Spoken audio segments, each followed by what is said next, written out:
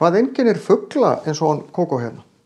Jú, þeir eru með fjaðrir sem að skiptast bæði í flugfjaðrir og dúnfjaðrir. Dúnfjaðrirnar eru svona lausar og meðan flugfjaðrirnar mynda sléttan flöt. Þeir eru ofboðslega léttir, bæði með hól bein og síðan eru fjaðrirnar náttúrulega léttar. Þeir eru með léttan gogg í staðinn fyrir tennur. Það eru engir fuglar með tennur. Gæsir til dæmis virðast vera með eitthvað sem líkist tönnum en þetta er engar tennur úr beini, þetta er bara goggurinn. Hann er úr hyrni sem er miklu líkara nöglunum í okkur heldur en tönnunum og þeir eru með svona, hvað maður að segja, sampökkuð líffæri svolítið. Kvenfuglarnir til dæmis þá þroskast bara annar eggjastokkur en ekki báðir. Þetta er allt saman til þess að gera þá léttari. Ef ég væri með spendýr, svipað stórt og hann Kókó hérna, þá væri spendýrið að minnstakosti 2 sinnum þyngra. Fuglar stjórna líkamshita sínum, halda honum jöfnum eins og við, eyða orku í það. Það gerir þeim kleift að lifa á fleiri svæðum. Dýr sem eru með misheitt blóð og stjórna ekki líkamshita sínum, það takmarkar hvar þau geta lifað, en það að stjórna líkamshita sínum eins og við gerum báðir, það kostar orku. Þannig að það eru kostur og gallar.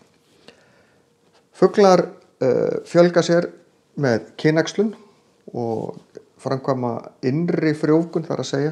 Kallarnir leggja gotraufurnar að gotrauf kvenfuglana og þá fer sæði yfir sem að frjóvgar egg. Þetta er innri frjóvgun því að frjóvgunin gerist inn í líkama kvenfuglana og svo verpa þær og það tekur flesta fugla það bil sólarhring að búa til eitt egg.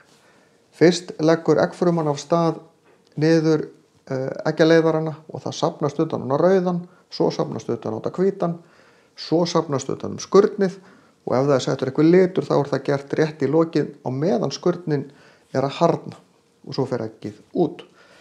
En eins og ég nefndi áðan þá eru þeir lagaðir að flugi, samt fljúga nú ekkert allir fuglar. Strútar fljúga ekki, nandúar, emúar, kasúar, fullt af fuglum. Síðan við búin að rækta hænur þannig upp að þær eru orðnar og vöðvamiklar til þess að geta flogið, þegar kjúklingarnir sérstaklega. En flugvöðvarnir eru hérna framan. Náttúrulega stæðsti vöðvinn sem sér að blaka vængjunum niður, það er mest afl í það. En svo þarf að toga vænginu upp aftur og sá vöðvi er undir stóra flugvöðvanum sem rífur vængina niður. Sininn úr litla vöðvanum liggur hérna upp í gegnum öxlina, yfir öxlina til þess að toga vængin upp. Ef þið borðið kjúklingabringur þá detta er stundum í sundur í lítinn vöðva undir og svo ytri vöðvan fyrir utan. Þetta eru þessir 2 flugvöðvar. Heita pectoralis major þessi stærri og pectoralis minor þessi minni. Fuglar eru komnir af risaeðlum. Ef þið hafið séð eitthvað Jurassic Park myndunum þá er þetta ekki flugeðlurnar, heldur litlu kjötétandi eðlurnar sem eru að hlaupa út allt. Hann Kókó hérna er skyldari Tyrannosaurus rex meira heldur en flugeðlunum. Og það er nú svona bara matsatriði hvort við köllum fugla hreinlega risaeðlur. Það má alveg.